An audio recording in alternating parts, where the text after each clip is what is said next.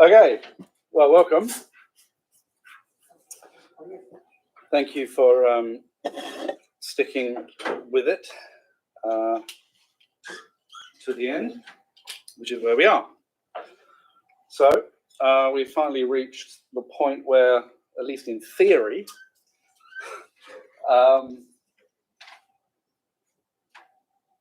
what's a kiss photo frame? Very good.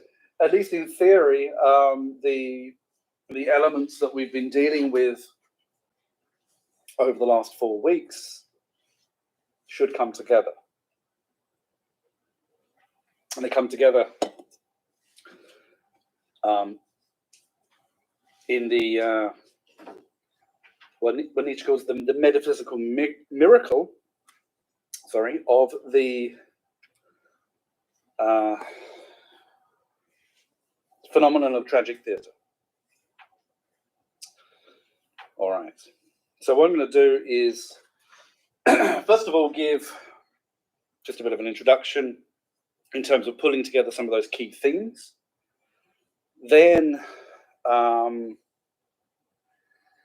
turn to an explanation, a brief explanation of the nature of the satyr chorus, which for Nietzsche is the germ, the original artistic form that eventually is developed into tragedy proper. Then I will, I think, if I get the order right, then I will move to, a brief account of the structure, the kind of physical structure of the space of ancient Greek theatre, which I think it would be important for us to kind of visualize what was going on, to a certain extent, when these productions were being performed, because they are markedly different in many ways to many regular productions that we would see today. And then we'll move to the phenomenon of tragedy itself. All right, so there's been a number of elements that I've sought to bring in and kind of weave together, as you know, over the last 4 weeks. One, of course, is this notion of the primal will, the primordial unity. And of course, we began, in fact, with Schopenhauer rather than with Nietzsche, in order to precisely draw that contrast between Schopenhauer's vision of existence, Schopenhauer's vision of individuation, and Nietzsche's, because the two are often, most catastrophically collapsed into one another, and also problematically kind of elided. As I said before, Nietzsche regretted his kind of Wagnerian and Schopenhauerian proximity in The Birth of Tragedy, and I think regretted it fairly quickly, but we only get his kind of written description of that in 1886 and the preface. We saw also something of Nietzsche's thinking of the semblances, which is the items of the empirical world as he understands it, turning around the idea of shine, so illusion in a rough and ready sense. And I tried to pick out how, unlike for Schopenhauer, for whom at a certain ontological depth, the individuated nature of the empirical world disappears. So individuation is kind of more of a question of perspective as opposed to what condition. In Nietzsche, it is precisely a question of condition. We are actually individuated entities. That said, we, as individuated, do not operate at the deepest level of reality, which remains in The Birth of Tragedy, the Eine.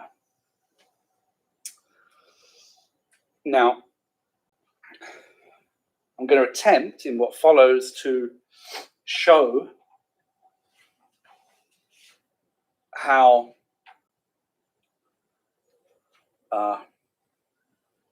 there is a kind of parallel, if you like, between that artistic or philosophic apprehension of the nature of the everyday empirical world as shine, so as real, but a reality that is nested within and always referring itself to a kind of unreality.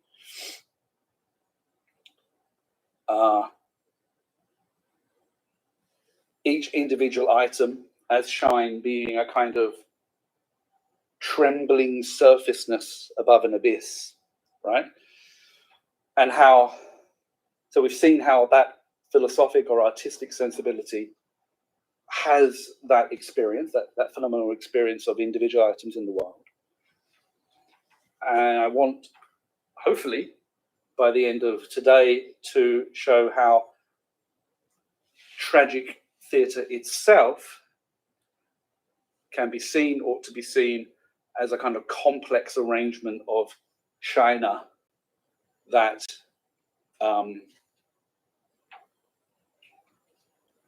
perform a very similar function, in the sense that they refer to an underneath that the audience member will experience in a particular way, and from which he or she will draw a particular kind of consolation. Now that's a little cryptic and hermetic at the moment, but hopefully we'll get there shortly. So we also looked at pessimism. Remember, of course, Nietzsche retitles or re-subtitles the book Hellenism and Pessimism, right? So, and even before that re-subtitling, we have a very clear emphasis on a particular kind of pessimistic insight, or rather, a particular kind of pessimism that is the result of insight into the character of existence. China, as I've already said, and of course, experiences of transfiguration. Okay, which of course we saw last week with this particular painting, how Nietzsche uses that as a way to at least attempt to illustrate what's going on through experiences of transfiguration. Now, one way to conceive of transfiguration in kind of basic terms is in terms of, if you like, form and content, right? So, in fact, if you read the paper I wrote with Vanessa on Schoenberg's Verklärte Nacht and its applicability to what Nietzsche is doing, then you'll learn much more about that.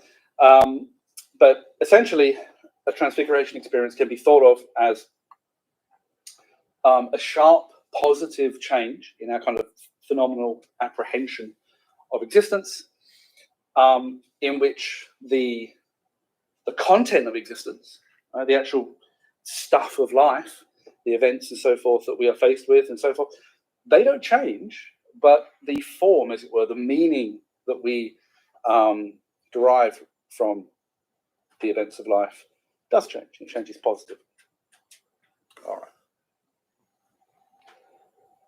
Okay. So in what follows, we'll see how pessimism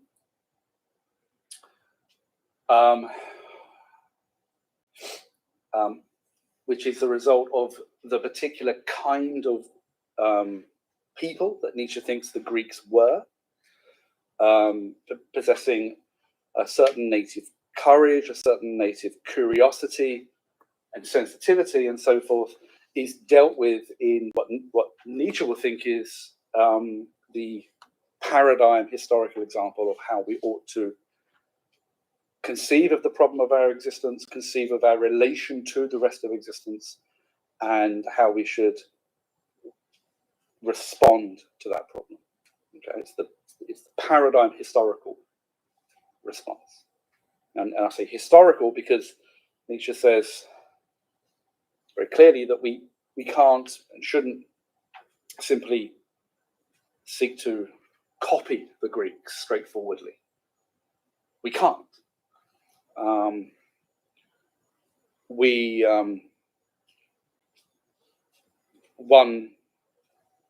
One simple and bluntly put reason for that is that we know too much. We know too much about existence in order to simple-mindedly follow the Greeks in some kind of mimicry.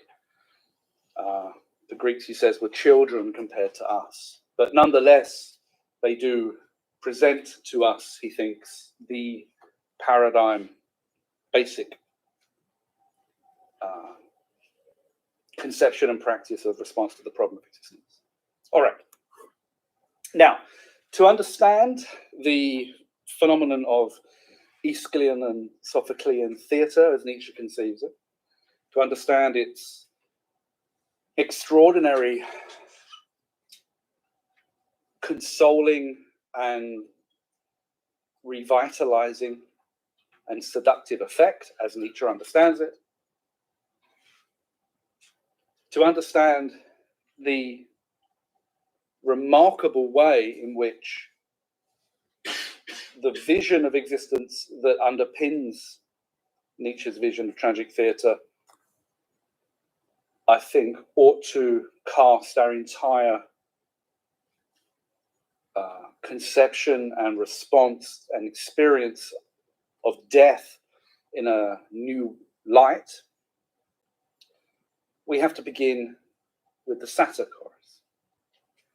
Because as we'll see, the fully fledged Aeschylean Sophoclean experience of tragic theatre involves a complex experience had by the audience that, if you want to speak fairly loosely, involves a kind of transfiguration experience that has two elements to it, and they are hinged together. And you'll see what I mean by that in a minute. But the first of those two elements emerges here in the satyr chorus. Now, for Nietzsche, the satyr chorus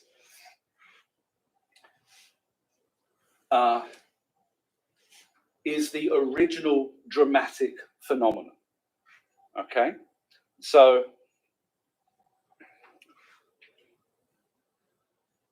it's something like this: as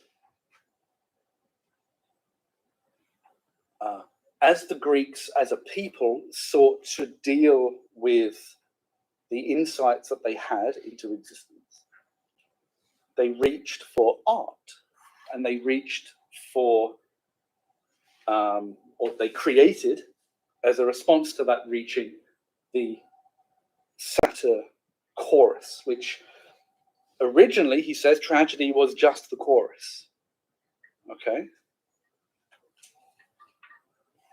He says, as you can see there, it's the true original drama, tragedy arising from the tragic chorus.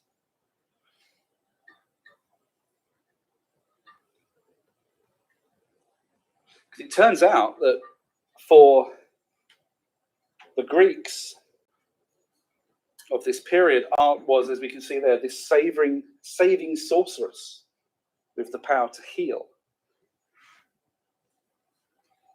This is a particularly interesting saving and a particularly interesting healing, because it's one in which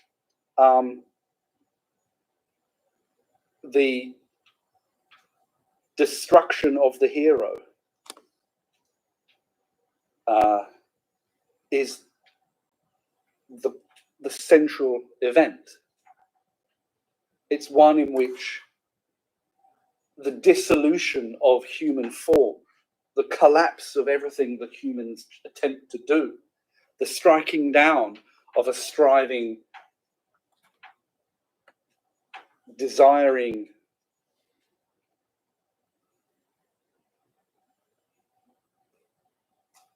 flawed but trying to do his best figure is somehow the source of healing. Now, Nietzsche can get to this. Nietzsche can reach this, what he thinks, he can reach this metaphysical consolation because of how he thinks the world is structured ontologically, right? And the way in which, as we will see, the phenomenon of tragic theatre, as it's fully worked out, is, if you like, an aesthetic rehearsal of that ontological structure, right? So before we can get into any of that, we have to first ask ourselves, of course, what is a satyr? Now, to this point, I get to regress to being a 7-year-old and go, oh, look at that. Yes. We might be shocked more at the pubic hair than the penis, of course, but never mind. Now, someone get that man a razor. Now, satyrs, try and control yourself. Now, satyrs are mythical creatures, right? They are creatures of the woodland, okay? They are youthful, they are baldy, as we can see. They don't hide their lustful, energetic being, okay? So they were part horse or part goat, all right? They were creatures who were vigorously, powerfully alive, all right? They lived in the forests, right? So late in, for example, if you come across, a forest in a fairy tale, okay, the forest is where civilization ends and the unknown begins, right? They live in this kind of primal, powerful, dark, raw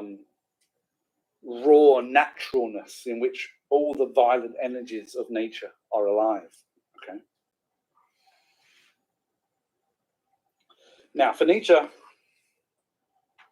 he says, Dionysian wisdom of tragedy speaks out of the satyr. More, he says, quote, the satyr, the fictitious creature of nature, bears the same relation to the cultured human being as Dionysian music bears to civilization. Of the latter, Richard Wagner has said that it is absorbed, this is civilization, is absorbed, elevated, and extinguished. And the German simply just has aufgehoben. So if any of you have ill-advisedly wandered into Hegel, you'll know the relevance of that term. So Wagner would have it that civilization is aufgehoben by music, just as lamplight is superseded by the light of day. I believe that when faced with the chorus of satyrs, cultured Greeks felt themselves absorbed, elevated, and extinguished in exactly the same way. Now, we're not going to dwell on this aspect of the text because it's at the time, but there is a very, very instructive set of references to the way in which, as we've already seen, the Greeks living in this Apollonian culture were living within a culture in which, precisely in order to be Apollonian, these violent, energetic powers were restrained. Okay, so we saw that, I think, last week.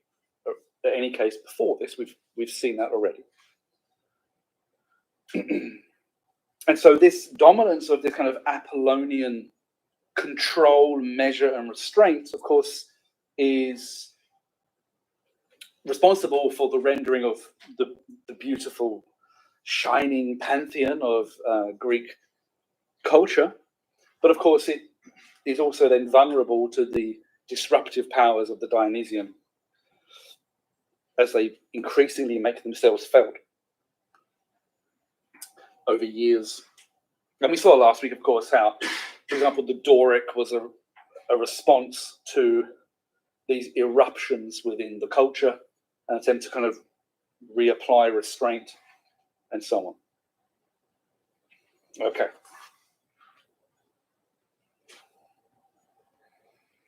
So we have these powerful, lustful, energetic, half human, half goat, half human, half horse. By the way, tragedy comes from a Greek word meaning song of the goat. Tragos in Greek is goat, right? Goat song. Okay. So the cultured Greek goes along to the performance, and this is very important. He watches the performance, which originally, the original dramatic phenomenon, was a chorus, a collection of people dressed as satyrs. And they would sing and they would dance rhythmically, powerfully. And this, for Nietzsche, demolishes something in this cultured Greek. These accretions, these stratifications of society, of culture, fracture and eventually fall away. Enough so that something very, very important occurs.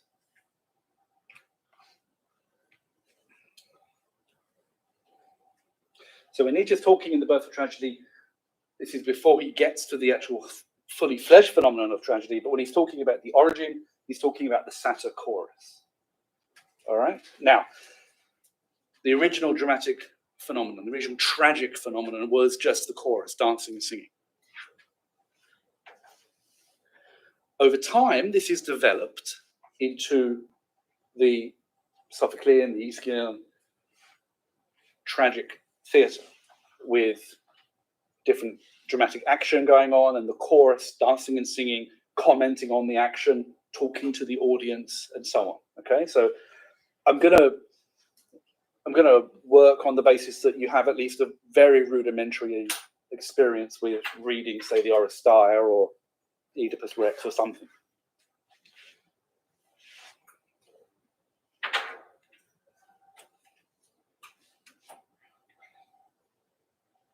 Now, even by the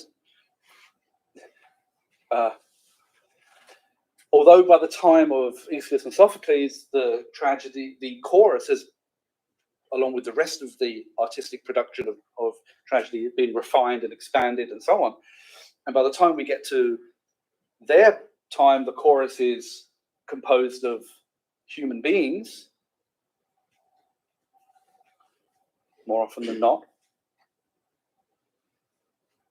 That doesn't really matter because the chorus remains what it always is for Nietzsche, which is this locus of this expression, this manifestation of Dionysian energies. Okay? And it's these Dionysian energies embodied by the chorus as they sing, as they dance, that, as we'll see, has an epidemic quality. It transmits itself to the audience. All right? Now, this is, the setting may be a little alien for us, but the experience surely isn't. If you go to the cinema, and you go to see a film in which you are gripped, right? Well, what has happened? But the central character, right? You are invested in. There's been a kind of epidemic transmission of whatever is being embodied by that character to you. You are invested. We we couldn't enjoy film or any other art form like that if we were continually reminding ourselves, this is only a film, you know. We don't do that. If we do that, the whole thing falls apart. We don't do that precisely because we want to undergo calling it an illusion is simple-minded and not helpful. It is a zone, not to speak too much like Deleuze, but it's a kind of zone of indiscernibility where you are invested in this character. It matters to you what happens to this character, and you could not be moved without having some kind of connection with that character, right? So this kind of epidemic or kind of transmission power that the chorus has is really just the same power of affecting that all drama has.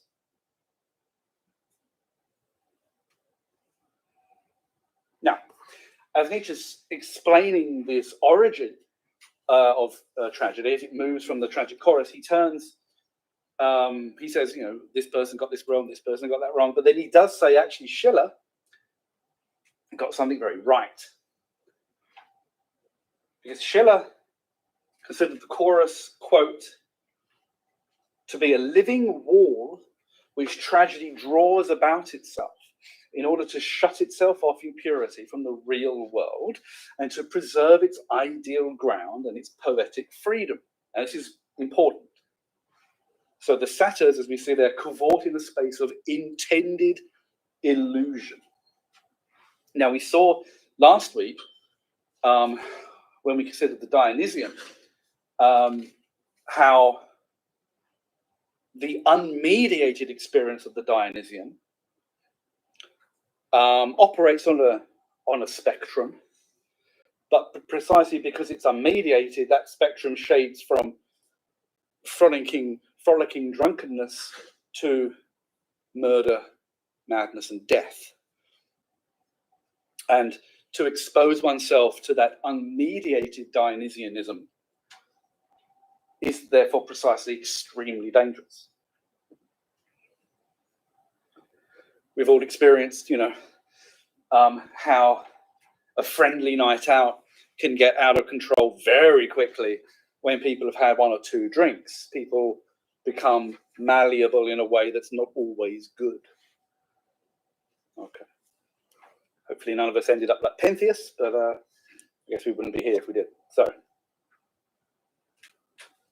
now, it's therefore very, very important that the space in which the chorus dance and move, that space in which the dramatic phenomenon takes place, is intended as a hived off space that is precisely not part of the real world, right? Not part of that world of plumpe Wirklichkeit, right? This kind of crude reality. Hopefully you can hear an echo there of the fact that, well, yes, you can take things as, you know, this is merely a pair of sunglasses, this is merely a person, whatever it is. Yes, you can take it in that kind of crude reality way, pragmatic, straightforward, rather dull. Or you could cultivate an aesthetic or a philosophic sensibility, in which case, if you remember The Flowers, which was a kind of rather pathetic attempt at transmitting this idea that if you can cultivate such a sensibility, there's a different phenomenal giving of things that precisely speaks to that reality of things as a kind of shimmering reality that is honest about its irreality, about its surfaceness. Well, this is what they're doing here. They are intentionally setting out an aesthetic space of unreality, if you like. But it's this space that will allow something deeply real to take place. But again, we must always remember, this is real in the sense that Nietzsche talks, in the sense that Nietzsche intends when he talks about shine and its relationship to the Ureinner. Okay, not real in the straightforward, pragmatic, factual insistence on crude reality.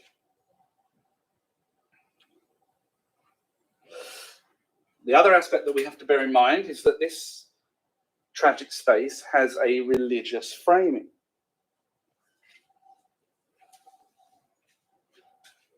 The satyr, he says, quote, lives in a religiously acknowledged reality, sanctioned by myth and cult.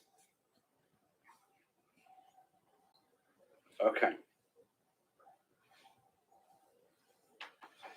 Why is this important? Well, it's important because they were,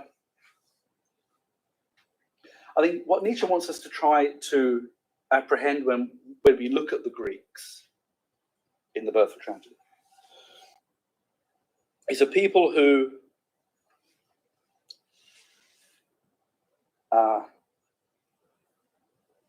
had this kind of native relationship to the aesthetic,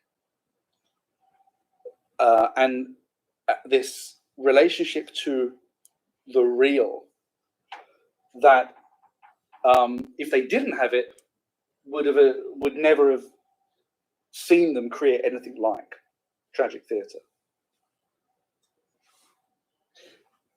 They believed in their gods. They believed in these woodland deities.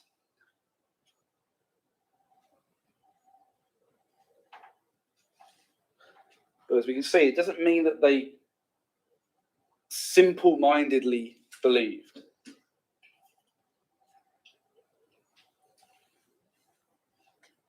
That the performance space really showed them a satyr.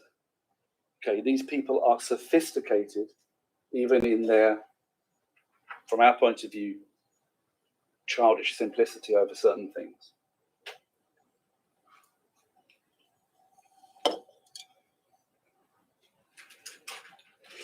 So, out of need, a need to respond to pessimism, a need somehow, because they really did want to keep living, if they could, to respond to the whispers that would tempt them toward suicide via the wisdom of Silenus. They turn for art. They turn to art, reach for it. They create a space that is intentionally hived off from the rest of the world, intended as a space of, as it were, illusion.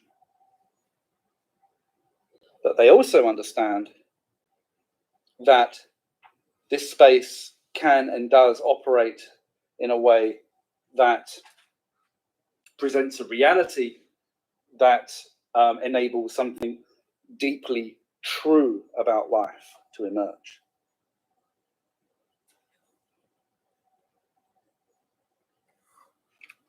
So this performance space is intentionally ideal, kept shut off and unsullied by the merely real world. It's a ground raised high above the real path along which mortals wander. So we have to discard our modern bias toward what we think reality is. That philosophic apprehension that understands the real as shine is recreated in the dramatic performance space.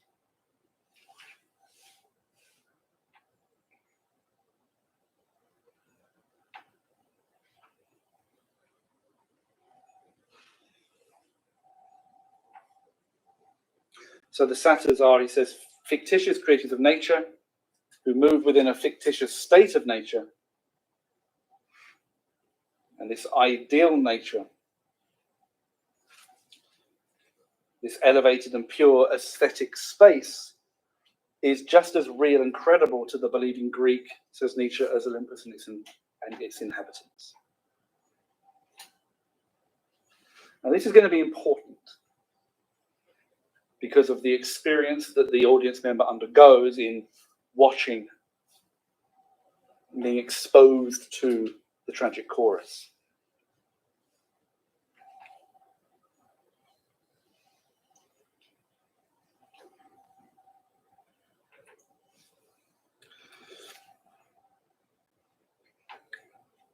So Nietzsche says that this original dramatic phenomenon of the satyr chorus, just the chorus, no other actors involved.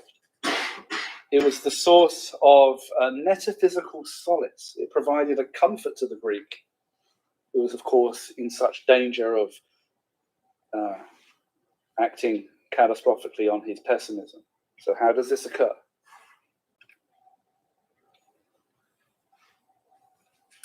Nietzsche says the Greek has gazed with keen eye into the midst of the fearful, destructive havoc of so-called world history and has seen the cruelty of nature and is in danger of longing to deny the will as the Buddhist does. So.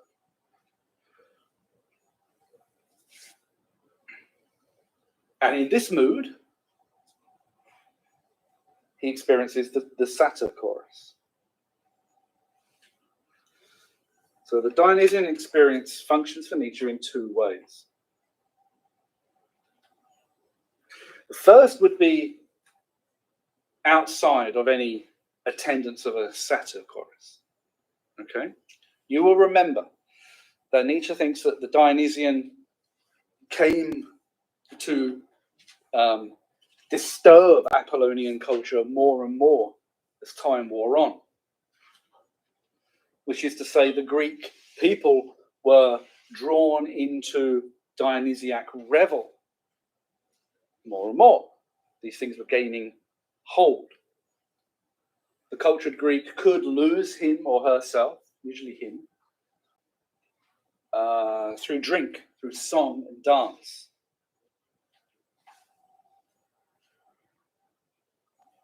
Now, in this unmediated Dionysian experience, remember, this is not yet the satyr chorus, this is just drinking and carousing.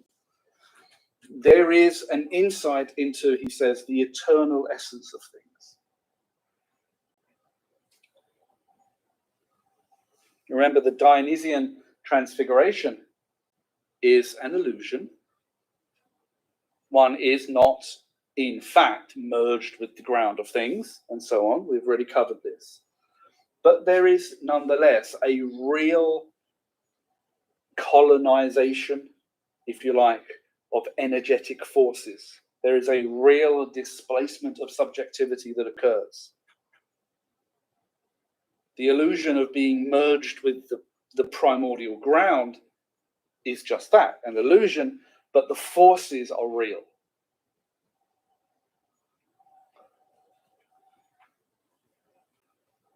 But this insight comes with a catastrophic cutting edge. Gaining insight into the fact that the primordial ground of all that is, the primal mother, the womb of everything, is that which has created everything and will destroy everything. Must destroy everything and will delight in destroying everything. That this is precisely all of this, you, me, everything that we have built, this gorgeous Apollonian culture, the whole history and effort of the Greek people, everything that is will be gleefully destroyed, must be destroyed. Well, this is shattering. Upon regaining sobriety, upon that kind of snapping back into place of the everyday subjectivity, this casts everything in a new light. Nietzsche says that the Greek experiences an oblivion in these unmediated Dionysiac revels. But this oblivion is perhaps not the best word. It's an oblivion that shows him a tremendous amount. Certainly by the time he regains his sobriety, the Greek is overcome by nausea. He can see the superficialities of his culture. He can understand how tied down everything is. He can understand how everything must be destroyed. How much everything that is, including particularly he himself, is at the mercy of that amoral and unscrupulous artist God that Nietzsche speaks of in the preface to The Birth of Tragedy. And he knows that absolutely nothing he or anyone else can do can alter that fact.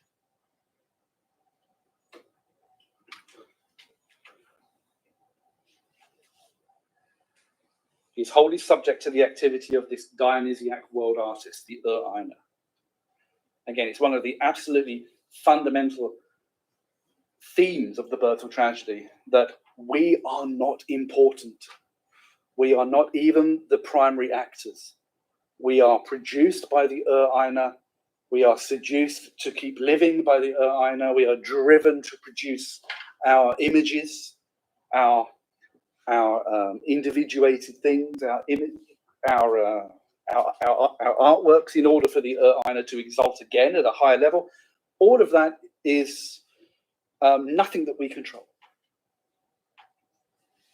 We are wholly at the mercy of, he says, an utterly unscrupulous and amoral artist God who frees himself from the dire pressure of fullness and overfullness, from suffering the oppositions packed within him, and who wishes to become conscious of his autarkic power and constant delight and desire, whether he's building or destroying, whether acting benignly or malevolently.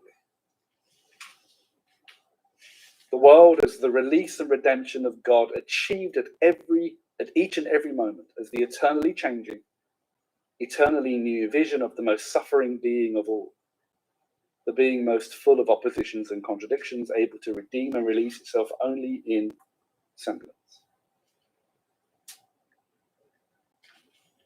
So the understandable but misplaced and mistaken desire for Dionysian experiences should check itself upon reading that description. This is a autarkic power that exalts whether it creates or destroys, whether it's benign or malevolent, and to which we are entirely subject. This is the insight that the Greek has.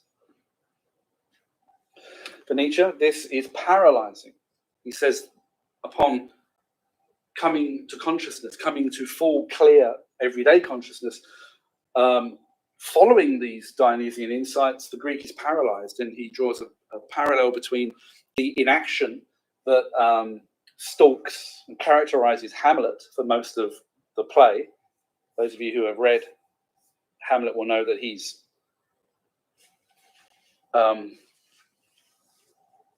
doesn't actually do much for much of the play in the sense of affirmative action until he goes away, gets abducted by pirates, he escapes, comes back, and then he's ready, only at the end.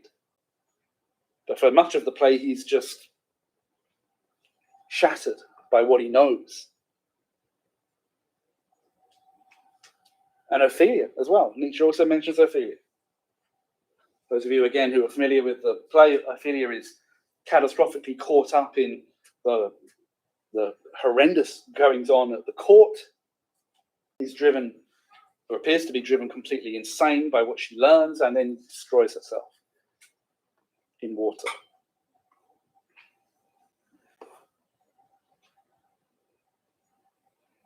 Okay, so that's the first function of the Dionysian, if you like, this unmediated exposure, or this exposure to unmediated forces over which we have no control, to which we are entirely subject, and which can produce in us this catastrophic nausea, a sense of futility, pessimism, and ultimately the temptation to self-destruction.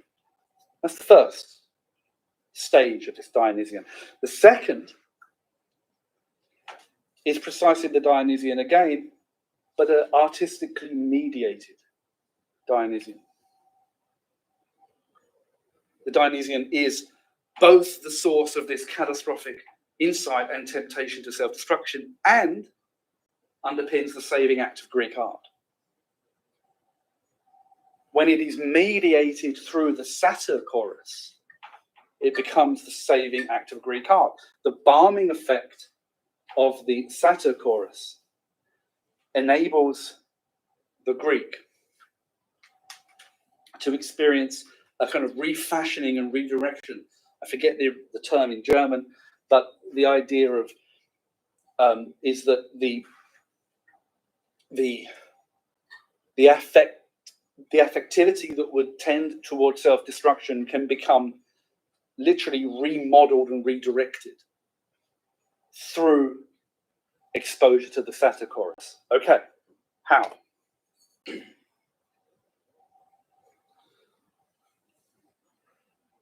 In the satyr, the Greek sees an image of nature as yet untouched by knowledge. Remember, for the Greek, the insight is a problem. Knowledge is a burden. Remember, Midas pursued Silenus. He had to know what was the best for human beings. Couldn't leave it alone. Pursued him, captured him. Eventually, as we saw in other versions, prior to the birth of tragedy, eventually, in some versions, he tortures him. Eventually, he's told, and he's told, of course, the catastrophe of Selenic insight. It's best that you weren't born. Seeing as you are born, die quickly.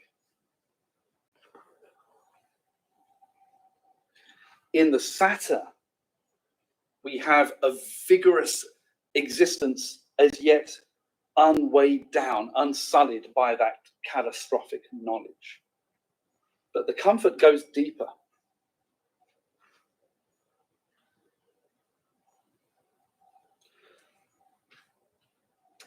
Again, Dionysian insight is responsible for the temptation to suicide.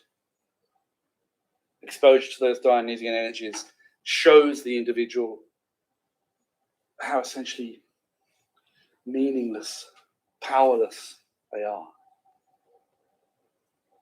And yet it is the artistically mediated representation of Dionysian energies that is saving. It's that same insight into Dionysian energies that can actually save as well as destroy. So how does it happen? Epidemic.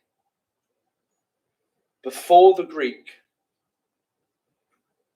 is the dancing, singing,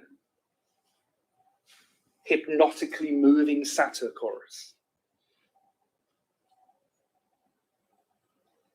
Before them, before this believing Greek who lives nested within this mythico-religious structure, before them is an artistic representation, a kind of magical, imaginary space in which vigorous life is moving, singing, talking to him. And the effect is epidemic.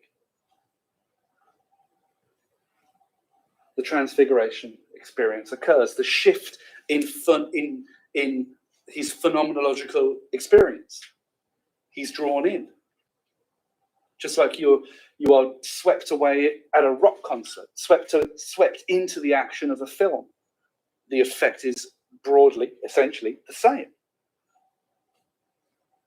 As the satyrs move and writhe as the primal image of the human being, the audience member watching the satyr chorus feels he too, Nietzsche says, is an enthusiastic celebrant, ecstatic at the closeness of his God. He feels that he has become one with these satyrs. He too is experiencing a breaking through and a resurgence of these energies that he sees before him. He feels them in himself as well.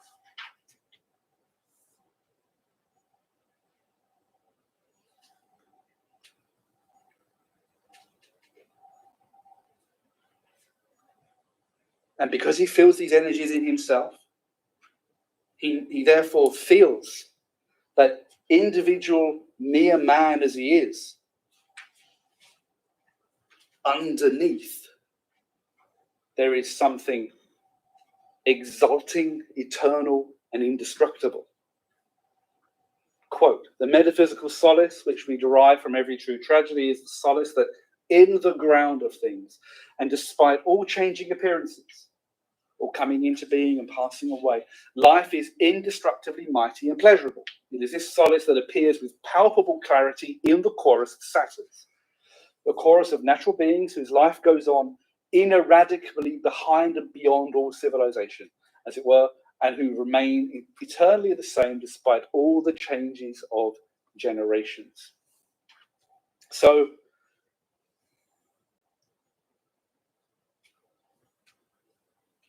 it's something like a participation. There is an eternal play, violent and extraordinary and indestructibly alive in the greatest, fullest possible extent, that goes on forever. The Greek, struck, withered by his insight, if you like, into this negative insight into the Dionysian, can see in these images of primal human vivacity how, yeah, things come to be and pass away, and that will include me, but for now, I am of this indestructible life. I came from the indestructible life. I will return to it.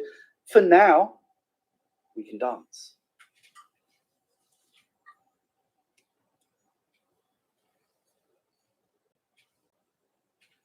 So, just as the philosophic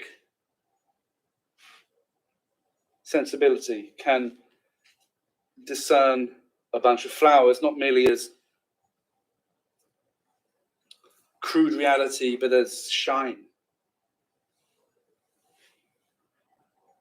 and the philosophic sensibility therefore must understand that I myself am, yes, one item in the empirical world like every other item, but at a deeper, truer, realer level, I am shine.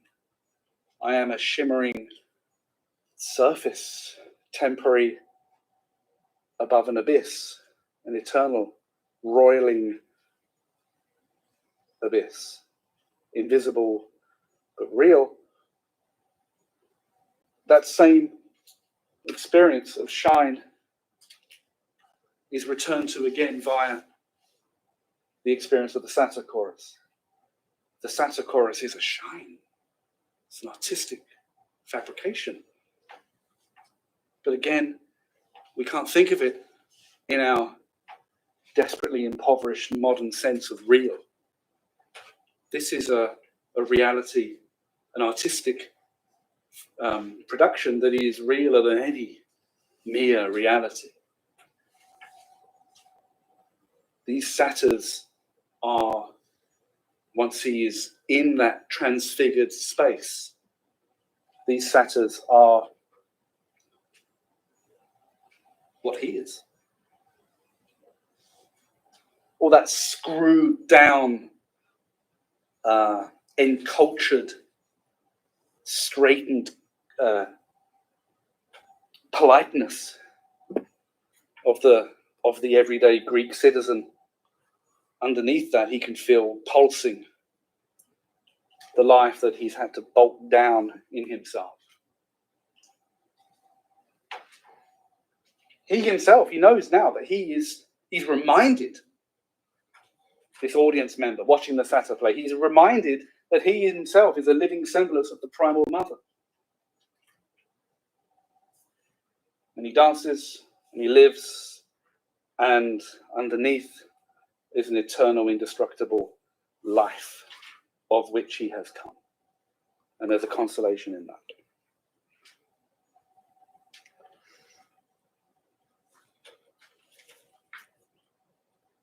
Okay.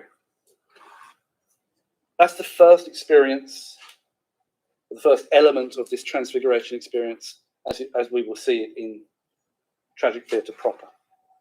Before we can turn to that and tie off this lecture series, we have to move briefly to just remind ourselves or learn, in a very rudimentary sense, what the structure of ancient Greek theatre would have looked like.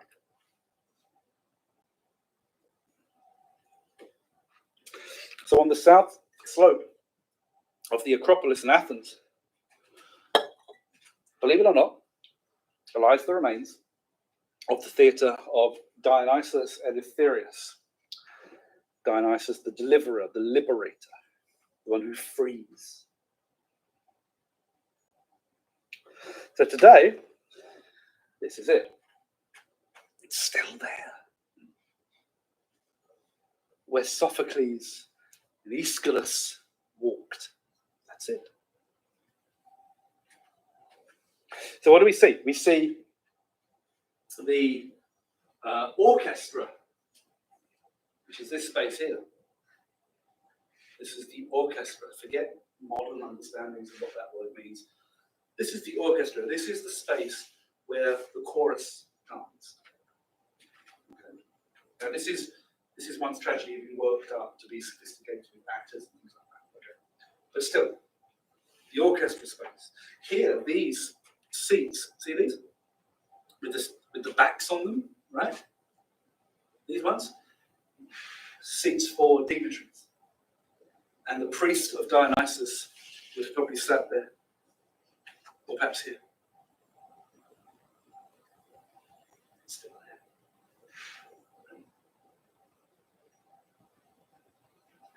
there. And people would have sat, there's this first layer of stone steps, and then it would have gone up the hill. Built into a natural hollow, right? Looking down. Now, here, you can see the remnants, broken columns, would have been the scheme, okay? The building eventually became a rather ornate, we think, elaborate stone building. Initially, rather a more rudimentary structure upon which kind of paintings and things can be hung. Scheme, from where we get the word scene, right? It's a backdrop. Later, it becomes a lot more elaborate with, they think, raised levels where the action could move back as well, okay? These things become more elaborated. But people would have come in from these parodoi, these entranceways. And the action of the drama would have taken place kind of here, right?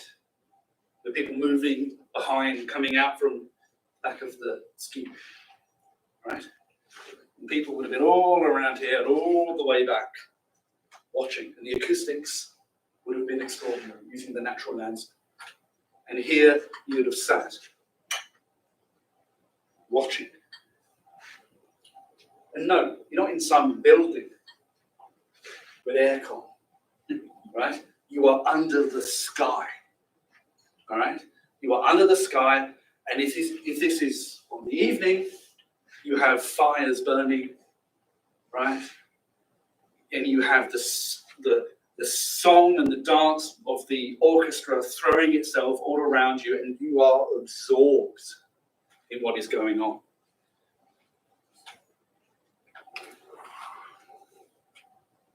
So we have, this is a bit of a fantasy, but not without basis, of how it may have looked, like it did look, something like this. Okay, so these kind of Paris scheme here, these kind of wings, the main scheme building here, much elaborated. Okay, this kind of cavea, which is like the semicircular arc of seats, and the one parodos, two parodoi. Okay, entranceways, dignitaries. People with a little bit more money, and then you and me, the plebs up the back. Okay. Speak for yourself. Okay. So, this is what you would have seen and heard and smelled. You would have been under the sky. Fires burning.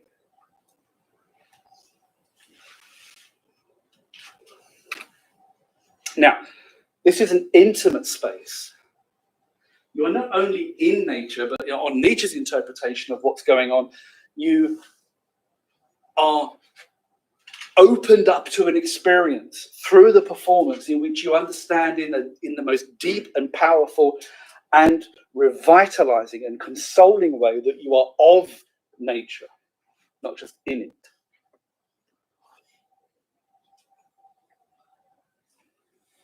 So I want you to try and visualize the energy throwing itself around that stage, around that orchestra space, the sound, the smells.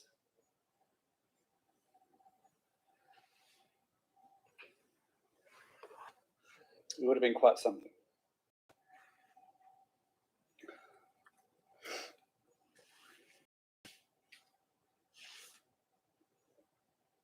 Okay. So, you remember Nietzsche begins the Birth of Tragedy by talking about the two artistic primal drives of nature. And he talks about them in a kind of quasi-sexual way, that they're kind of constantly in tension with each other, coupling. One gets dominance, the other gets dominance. They are back and forth, inseparable, ultimately.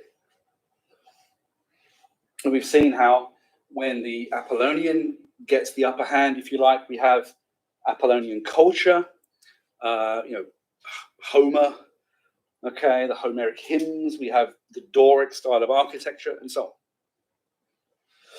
When the Dionysian gets the upper hand, we have revel, release, Dionysus Eleutherius, Dionysus who liberates, right? We have also the barbaric Dionysian, as Nietzsche says, insanity and destruction. So this is dangerous. These are volatile forces. And it's because they are volatile forces that Nietzsche believes that it's a kind of miracle that actually the Greeks manage in the theatre of Aeschylus and Sophocles to artistically mediate first and balance these two drives.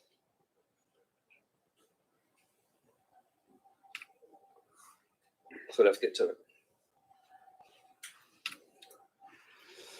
Nietzsche says, art is a metaphysical supplement to the reality of nature, set alongside it for the purpose of overcoming it.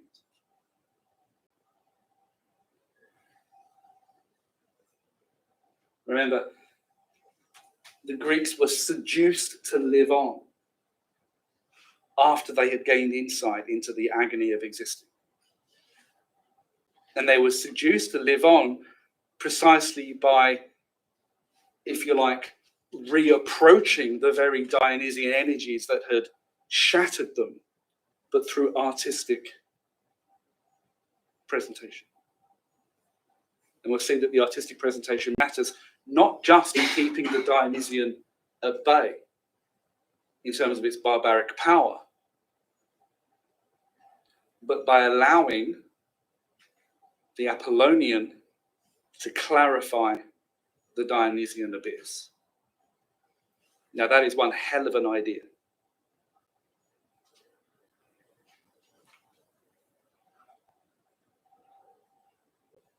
Remember, a transfiguration is a phenomenal experience whereby whereas the content of one's life remains the same, life is still a problem.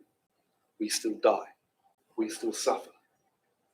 The form, the meaning of that content is shifted for a while.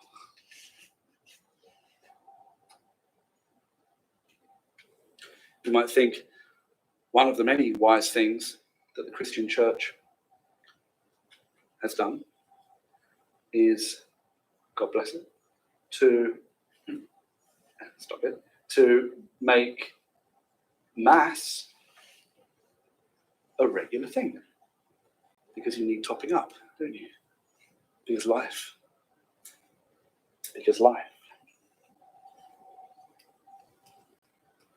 So the content of our lives remains the same. The meaning is shifted dramatically, often.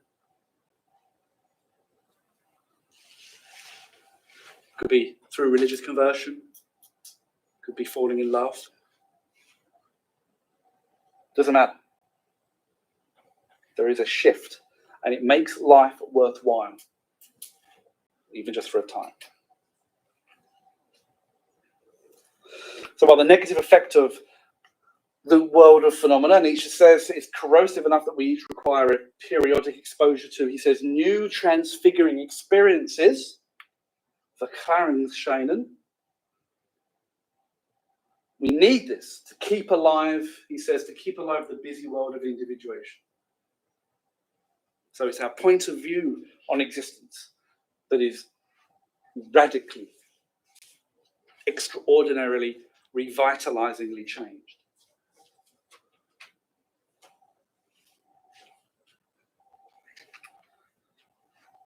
It's this experience, as we've seen already, in the primitive, the primordial, the original dramatic phenomenon that was the satyr chorus. These vigorous, lustful, bawdy, half goat, half human, half horse, half human creatures. If you've been around horses, you will know how powerful they are. It's that rage of life that's coming through, and he's seduced into it. Right? It's epidemic. This is what underlies the experience of tragic theatre. Dionysian intoxication. Not through drunkenness, through carousal, through singing, dancing through the streets. Not that. But through sitting and watching. And yet, the epidemic energies do their work.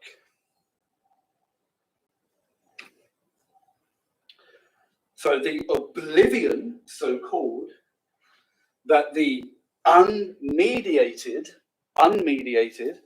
drunken Dionysian revel brought the Greeks, of course, had the come down of nausea at existence, a feeling of helplessness, a feeling of absolute subjection. The tragic chorus mediated those Dionysian energies. You didn't have to get drunk anymore. You could go to the tragic chorus. Opened up for you were those energies. Directed at you and able to colonize you were those energies, and yet mediated. Okay? The Greek could enter the enchanted world of the satyrs just as later, when it's sophisticated, it's become Aeschylus or Sophocles, you could enter the world of figures like Oedipus, Cassandra, Agamemnon, and so on. This is the word intentionally set apart and given before you as a complex play of Shina. And out of that, you would feel that indestructible life. Which is to say, the aesthetic mediation of Dionysian energies allowed the abysses of life to be clarified and simultaneously brought a new and powerful depth and pathos to beautiful images. So, the Dionysian abyss, it's what? It's invisible. It's not representable. It's force. And what's the Apollonian? The Apollonian is clarity, measure, order, shining, visibility.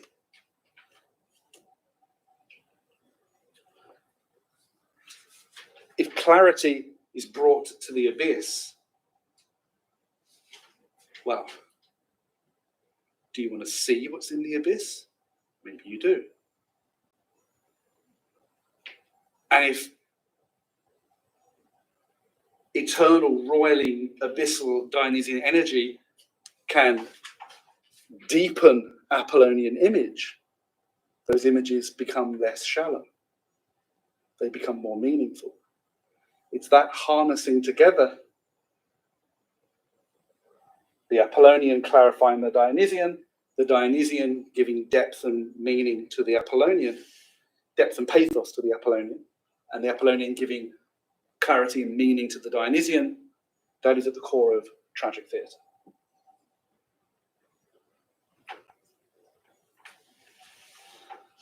So how and why does this aesthetically mediated experience capable of consolation, such consolation, come about?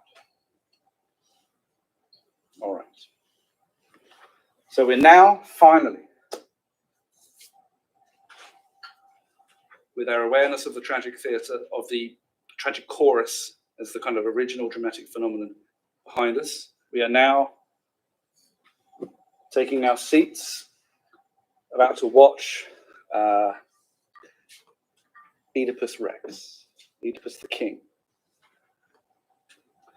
Now, our experience in this theatre rests on two connected visions, if you like, two connected states of transfiguration. The first we've already seen. Under the Dionysian influence of the chorus, the audience feel that they too have become satyrs. Now, of course, by this point, we're not seeing necessarily, usually not seeing actual satyrs leaping around on the stage, but we're seeing men and women of Athens, or wherever it may be, ladies in waiting, depending on the play. But they're still doing what the chorus does. They're still a locus for the manifestation and infection of Dionysian energies. It's still what they're doing. And they sing and they dance and they talk about the action. They talk to themselves. They talk to you in the audience. And you're there. That's you. The member of the audience, you, all of us sitting here watching Oedipus Rex, we are watching this chorus singing and dancing, and that's us on the stage. We have undergone that first transfiguration experience. We are in the drama. We're on the stage. That's us. The second vision is that as the satyr, as the chorus on the stage, the dramatic action on the stage, the actors moving around the stage, Oedipus coming and going, that is a vision had by the chorus. Quote, the Dionysian enthusiast, the audience member, sees himself as a satyr, as a member of the chorus. And as a satyr on the orchestra, there, he in turn beholds the god, sees the drama. Transformed in this way, he sees a new vision outside himself as the Apollonian completion of his state. With this vision, the drama is complete. So for Nietzsche,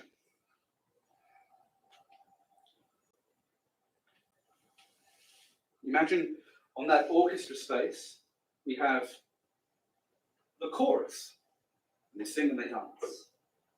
And we have the actors in the play. We have maybe Agamemnon, we have Cassandra, doesn't matter, right? The experience of the audience member is to be infected, colonized, transformed by the infectious nature of the chorus. He is the chorus, and the chorus is having a vision, and the vision is the drama. And the drama is rendered into being by Apollo.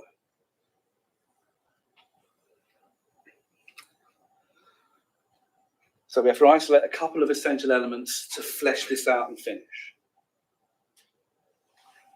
first.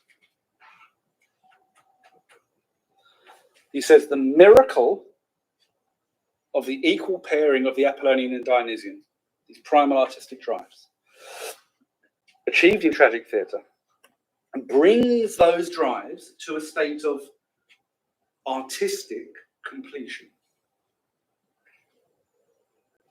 Such as what's called tragic is the, quote, Apollonian clarification of the Dionysian.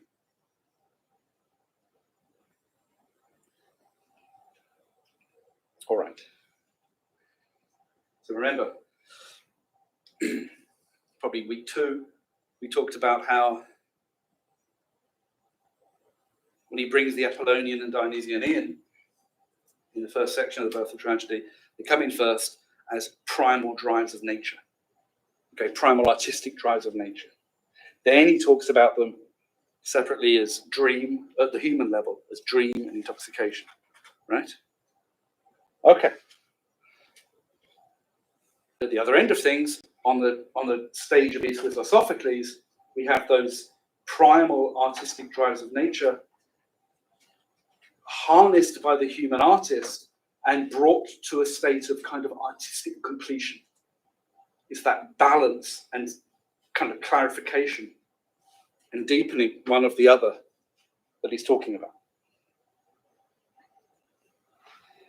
So it's that artistic interrelation, that quasi-sexual coupling and interrelation that he's talking about. But by the time we get to the tragic theatre stage, it's the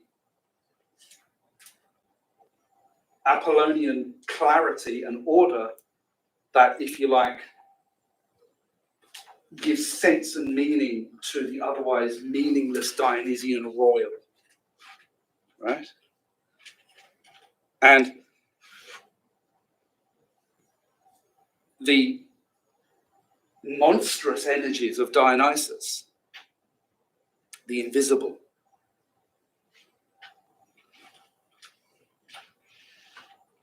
in the other direction, give pathos and depth to beautiful images.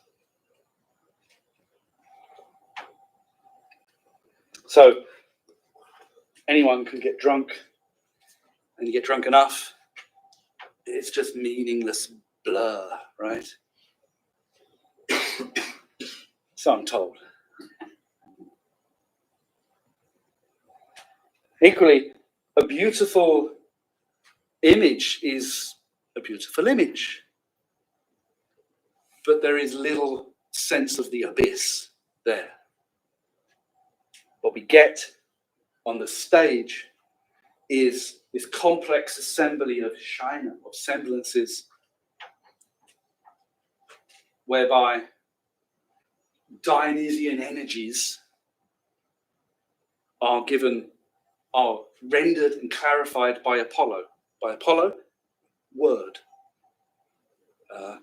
music, as in organized music, right? Color, scenery, bodies, language.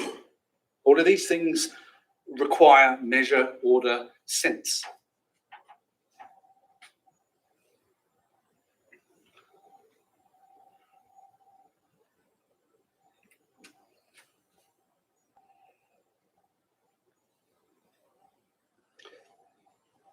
So this is representation of Oedipus. I presume you understand, or you know the rudiments of the Oedipus story. Once he realizes what he has done, what he realizes, killing his father, marrying his mother, he is struck against the natural order of things. He puts out his own eyes.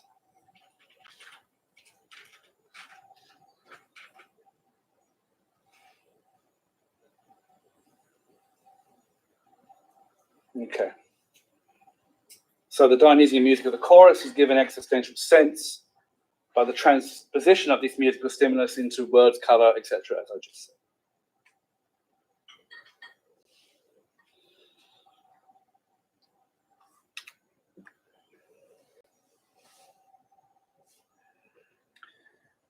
Now, the illumination and presentation of the Dionysian before the eyes of the audience, of course, is in a state of enchantment.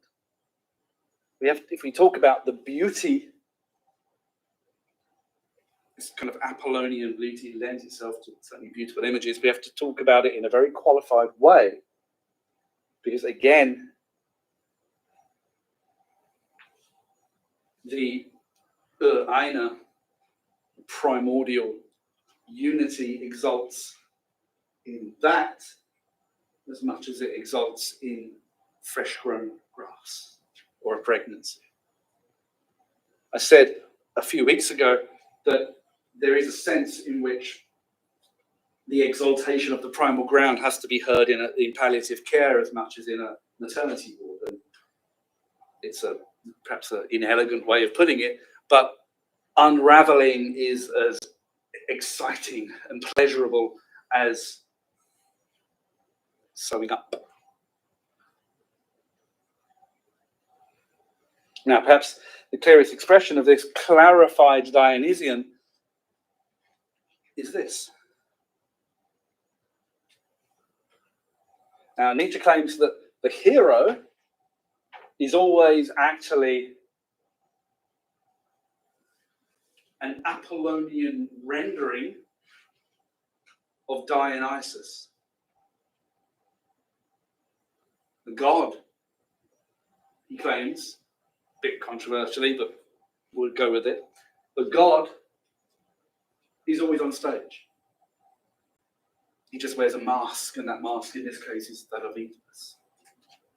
It could be Prometheus. Doesn't matter. Now, just as an aside, you may want to think, the kind of rendering into bodiedness of the god who is then destroyed sounds rather like Jesus, doesn't it? Right? And it rather is like that. But that's for another time.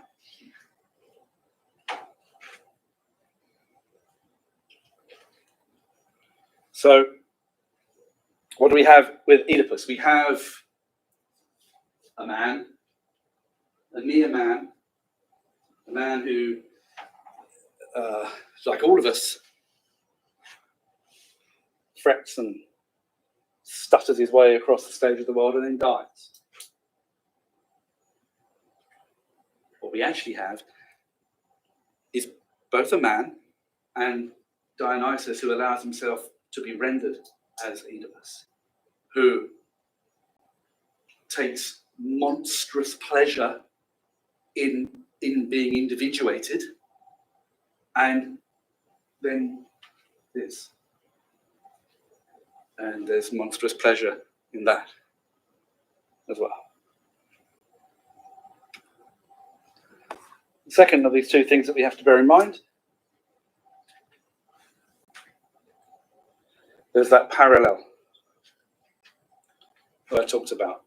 The equal pairing of the Dionysian and Apollonian forces achieved in tragic theatre is a repetition at the level of the aesthetic, at the level of the stage, of the primal ontological relationship between the Erscheinung,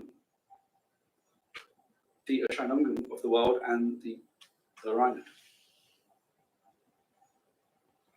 There is the primal mother, and then there is this, and us. There is the individuated form of Oedipus, and then there is Dionysus, who is and is not, who comes into being and is destroyed. So, just as each Erscheinung is an Apollonian form that refers beyond itself to the Dionysian abyss beneath, so the Scheine, plural, of tragedy, principally the career of the hero through the drama, directs the spectators of the drama to the eternal abyss of indestructible life over which you, us in the audience, and the drama itself, all things dance.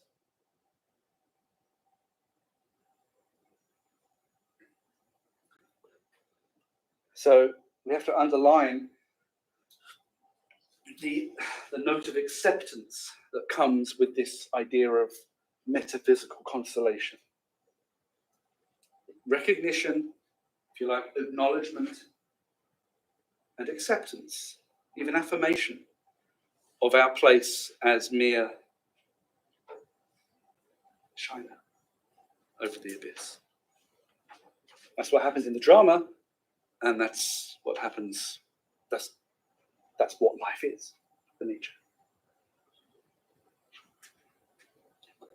So, just remember the flowers, right? We saw the flowers. It's like on one level, it's just a bunch of flowers. On the artistic and philosophic level, this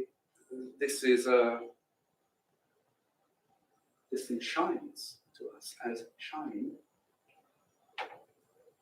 always silently honest about its shimmeringness above the abyss from which it has come. Well, just as every shine is honest about its relation to the abyss over which it hovers, so the enchanted ground of the stage continually, silently admits the nature of its images. It directs the spectator, us in the audience, looking down at that orchestra, toward the abyss which throbs underneath everything. So the hero's destruction is the apex of tragedy's transfiguring effect, not because of the ruination itself, but all that ruin allows us to acknowledge, accept, and affirm about existence and our place within it. It is arguably,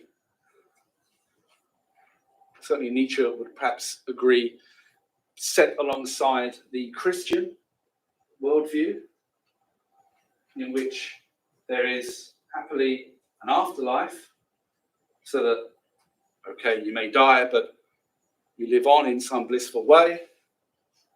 For Nietzsche, the Greeks are much more grown up than that.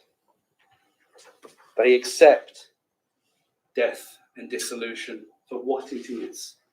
There is no backdoor to paradise. And they manage to reach a point of acknowledgement, acceptance, and affirmation of their lives as the lives that they lead, as mere shiner of the eternal ground, of this worldly consolation. So, all that remains is to follow Oedipus. Father killing, mother marrying, hapless hero who rips out his own eyes once he sees what he has done and what life is. The action of the drama, remember, is a vision had by the chorus, and we are the chorus. Those are the two movements. You are the chorus has a vision, rendered into being by Apollo. Apollo makes intelligible, he makes shine out that which would otherwise only blindly tear at the chorus, at you. How much more bearable are agonies, psychological agonies, emotional agonies, once you begin to speak of them and articulate them?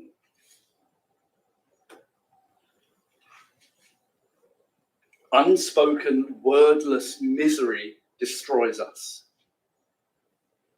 That's why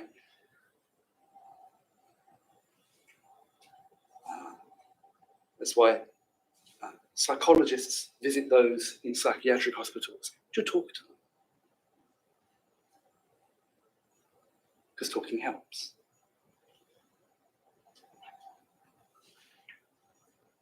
So the chorus is pulled and torn by Dionysian energies. It is this locus of Dionysian manifestation. In that way, it infects the audience, and the audience is the chorus. And yet, mere being being really pulled and torn apart by Dionysian energies is unpleasant.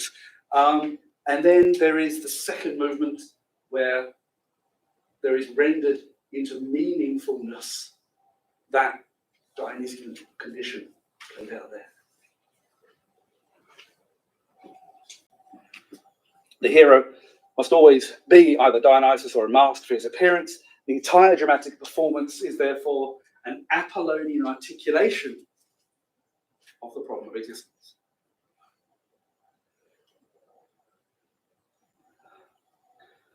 So here he comes, the hero. Like all of us, he's bound for destruction. But we are enchanted because we are in those seats on that hillside. We are in the theatron, right? The viewing space, seeing at the pleasure of Dionysus, Eleutherius, Dionysus the Liberator, we see the god there, and we call him Oedipus, but we know.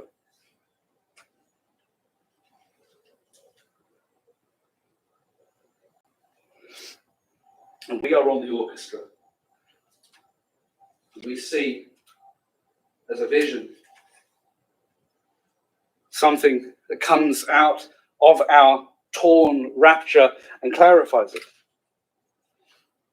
Dreamlike, as all shine is, as all life is, and certainly as this collection of Shiner is, comes the hero who's both clearer and fuller than any crude everyday reality, but also, as Nietzsche says, shadowy and in constant flux. Apollo renders visible our imageless Dionysian agitation, and at least some of us sitting there with our philosophic sensibilities understand this is, in this enchanted space, this multicolored skin over something infinitely and wholly real. The hero enters the maelstrom, struggles, strives, and eventually is destroyed. But here, the apex is reached. The new psychological form or point of vantage on the horrendous content that is the nature of human existence. The shattered individual on the stage, Oedipus, Dionysus, is life itself. In its endless cycle, and because it's life itself, that's us. It's always us, isn't it? When we're going to see a film, when we see any drama that is just, you come out of the cinema and you're just, fuck, right? It's always us.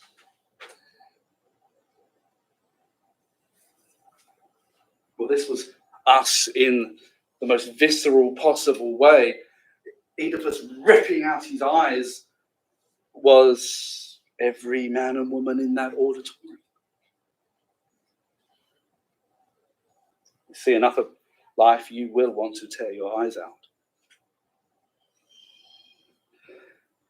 But here is possibly the most important point to take away from today.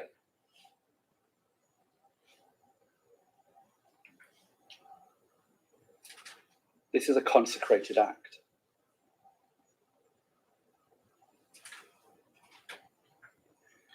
For Nietzsche, one of the great part of the great achievement of tragic theatre is that the Greeks, out of their healthiness, out of their native courageousness, out of their native artistic sensibility, manage in their, if you like, immature maturity to look into the abyss and via that artistic mediation of tragedy, understand that dying and being destroyed is as consecrated as being born.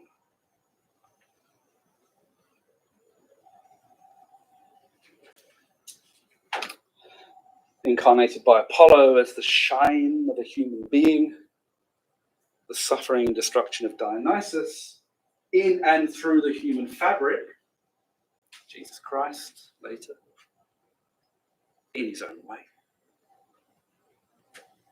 It simultaneously shows us the horror of our predicament and the sacredness of our coming apart.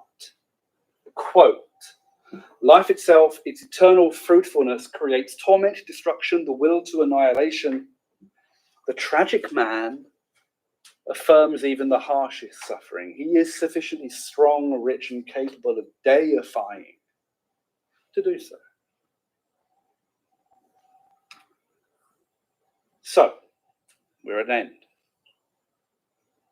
It's the work of tragedy to convince us, Nietzsche says, that even ugliness and disharmony is an artistic game which the will plays of itself in the eternal abundance of its joy.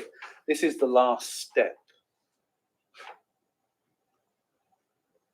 And has no small relation to later matured ideas Nietzsche has about the comedy of existence, right? Because life is a game, isn't it?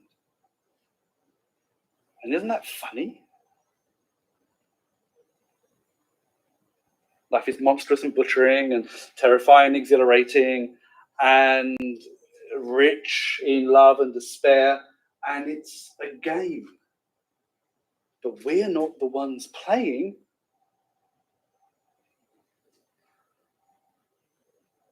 We see in the death of the hero, the destruction of the hero, our death and destruction, and yet at the same time, we irrigated and pulled apart by those Dionysian energies that we see clarified on the stage, and therefore explicable. We see how our death and decomposition will only be just the next move in the game.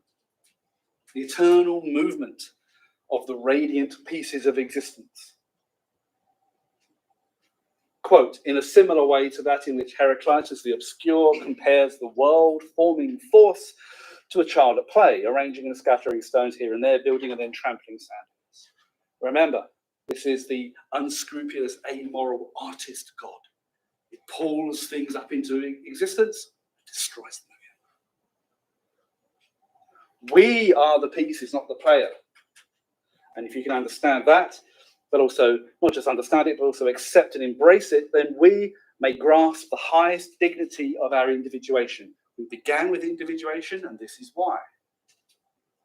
Because we must come to understand, Nietzsche thinks, through tragedy, that we are artworks, each of us, of the Einer, and it is the artwork in front of us on the tragic stage that reminds us of that.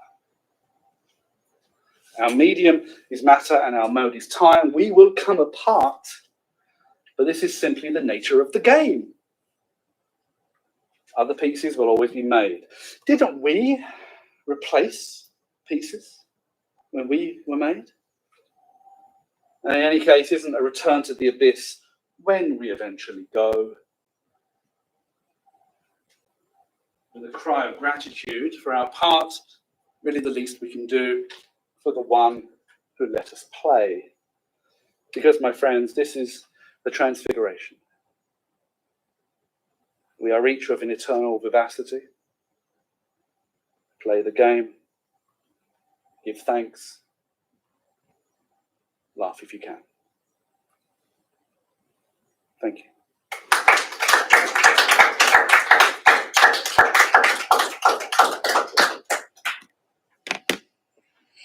We'll take a 5-minute break, and then we'll have time for like a few questions. Yeah. So it's like an 8:20.